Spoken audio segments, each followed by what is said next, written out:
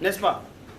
Si vous avez des produits et que vous voulez vendre à quelqu'un, vous devez être capable de lui convaincre. La vente, ça va intervenir dans tous les départements de l'activité Forever. Donc voilà pourquoi chacun d'entre vous, vous devez vous débrouiller, surtout pour être très bon dans ce domaine. Et moi, je dis, dès que j'ai commencé l'activité, c'était un peu ça, ma force et la force de mon équipe. Maintenant, ce que je peux vous dire par rapport à la vente, c'est que la vente est basée sur 3 principes. Si vous comprenez ces 3 principes, vous pouvez tout vendre. N'importe quoi à n'importe qui. Le premier principe, c'est que toutes les personnes que vous allez découvrir pour la première fois ne vous font pas confiance. Vous voyez, quand quelqu'un vous lance une campagne publicitaire, quelqu'un vous voit sur Facebook ou bien quelque part, ou bien même sans campagne, vous rencontrez des personnes comme ça dans la salle pour une première fois, vous les présentez votre activité, des trucs comme ça. Vous voyez, il y a un élément qui est important, le gars ne te fait pas confiance.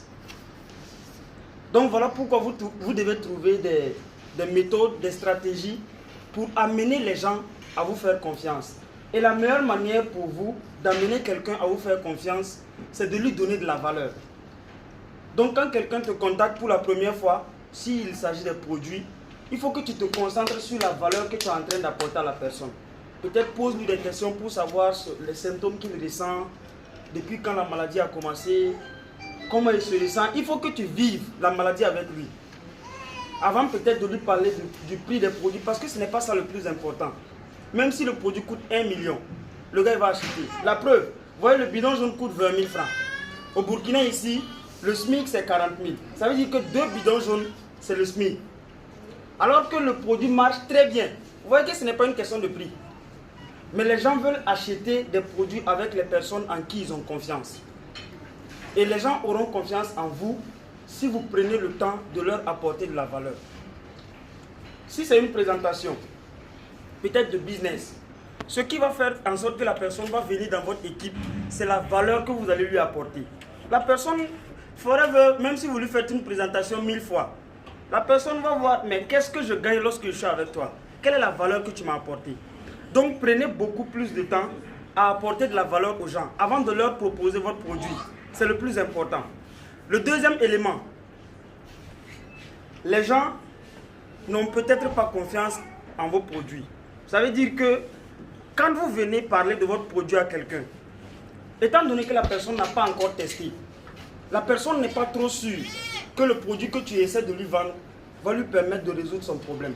Voilà pourquoi vous devez développer des compétences dans vos produits. Moi, je vois mal un FBO qui ne maîtrise pas les produits et puis les pathologies. Vous n'allez pas réussir. Si vous ne prenez pas la peine de maîtriser les produits, les pathologies, afin d'expliquer correctement à la personne concrètement sa pathologie et en quoi le produit Forever va l'aider à atteindre son objectif. Le gars, il cherche à atteindre un objectif, ce n'est pas le produit qu'il va acheter. Il a l'hépatite, il veut la guérison. C'est son objectif. Maintenant, c'est toi qui vas l'aider avec quelque chose qui va l'aider à atteindre son objectif. Mais imagine, toi-même, tu ne maîtrises pas ce que tu fais. Je vous pose une question. Quand vous partez à l'hôpital, vous voyez 2 personnes habillées. Il y a l'un qui sera habillé en boubou blanc de médecin, stéthoscope. L'autre est assis avec un t-shirt délabré, déchiré. Voilà. Vous êtes malade. Vous allez vous diriger vers qui?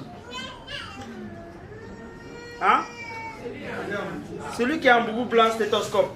Alors que peut-être que la personne qui est assise en t-shirt, c'est lui son patron. Mais pourquoi vous décidez de vous diriger vers celui qui a un boubou blanc? Parce que vous voulez traiter avec des experts, avec des personnes qui connaissent, qui maîtrisent leur domaine. L'être humain est comme ça.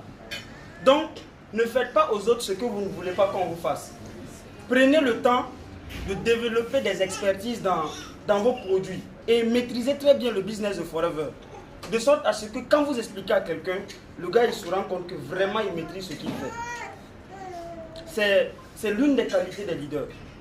La troisième chose, peut-être qui bloque beaucoup de personnes, c'est que les personnes qui vous découvrent pour la première fois peuvent ne pas avoir confiance en votre entreprise. Vous voyez, les gens ont eu beaucoup d'expériences négatives avec le marketing de réseau.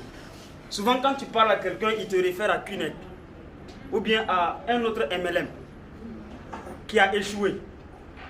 Maintenant, c'est à toi de trouver des arguments pour lui montrer que ce que tu fais est réel. Et la meilleure manière de le faire, c'est de lui montrer plusieurs témoignages. Par exemple, tu peux lui montrer les témoignages par rapport à la durée de vie de ton entreprise. Vous voyez, une entreprise qui a fait plus de 40 ans déjà, c'est une crédibilité. Une entreprise dans laquelle les gens ont déjà été guéris grâce aux produits, c'est une crédibilité.